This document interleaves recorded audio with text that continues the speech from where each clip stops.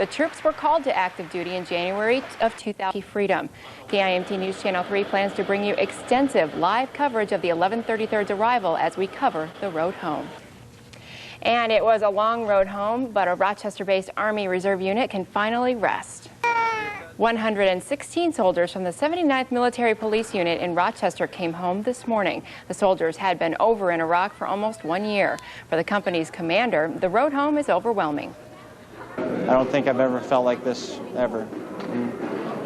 I've been a deputy for about 10 years, and nothing's prepared me for this, ever. It's a good feeling. And these troops arrived at Fort McCoy, Wisconsin last week, where they adjusted to civilian life. After the Easter weekend, they have to return to... Lieutenant Colonel Gregory Hapgood tells us the Mason Company is scheduled to arrive in Fort McCoy, Wisconsin, Monday afternoon. This ceremony back in January of 2003 was a chance for people to say goodbye as area soldiers were called to active duty. They've spent a year serving in Operation Iraqi Freedom. KIMT News Channel 3 plans to bring you extensive live coverage of the 1133rd's arrival on Monday as we cover their road home. Waiting for soldiers to return home can be difficult for loved ones. That's why a number of family members turn to support groups to get them through the wait. As we cover the road home tonight, KIMT News Channel 3's Adam Siderson tells us how 2 area women have made support their #1 goal.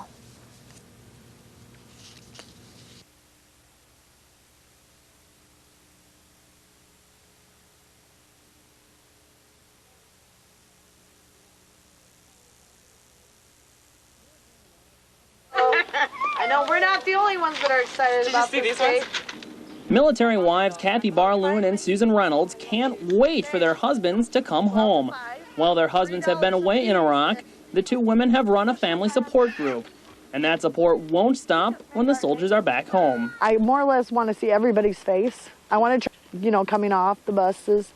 A moment for some that's going to be, well, a bit emotional. I'm going to cry again. I cried when he came home. I'm going to cry again. We'll miss him.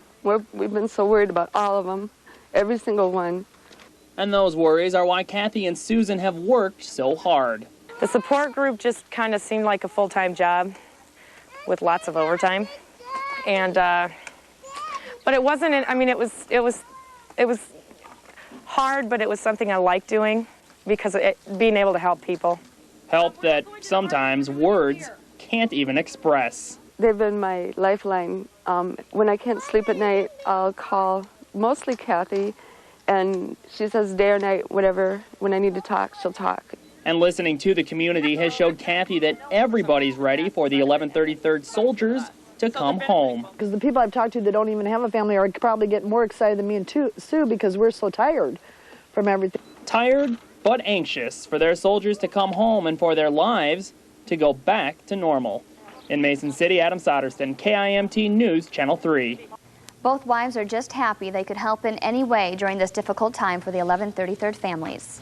Now, the road home came to a brief end today for some southern Minnesota soldiers. 116 soldiers from Rochester's 79th Army Reserve MP unit were able to greet their families after almost a year of service in Iraq. I'm a mom, so it's just a very emotional. I don't tend to cry that often, but it's emotional. And there were a lot of emotions in Rochester today as the 79th Army Reserve MP unit returned home. It's been a long year. We were able to have them home for a short leave in November, but we're just happy to have them back. 116 soldiers came home, providing a feeling unlike any other. I don't think I've ever felt like this, ever. I've been a deputy for about 10 years, and nothing's prepared me for this, ever. It's a good feeling. Some of the soldiers are already making plans for the future. And I'll be getting married in December. But meanwhile, others are still taking in the moment. To see all these people here in support of these soldiers, it brings out a lot of emotion. The soldiers had spent the last week at Fort McCoy in Wisconsin. They have to return there after the Easter weekend and should be home for good next Thursday. A North Iowa soldier has been hurt in heavy fighting in Iraq. This is Corporal Brandon Burhow Gall of Ventura when he returned home for a couple of weeks last summer. The 21-year-old was hurt on Monday near Fallujah. His mother says he was on night patrol when he suffered shrapnel wounds to his right side when a bomb exploded. He was flown to a German hospital. And a Minnesota Marine was killed by a hostile fire this week. 21-year-old Lance Corporal Levi Engel of Cloquet was killed when his Humvee was hit by a rocket-propelled grenade. Engel's mother says her son had already been in Kuwait and had just recently volunteered to go to Iraq.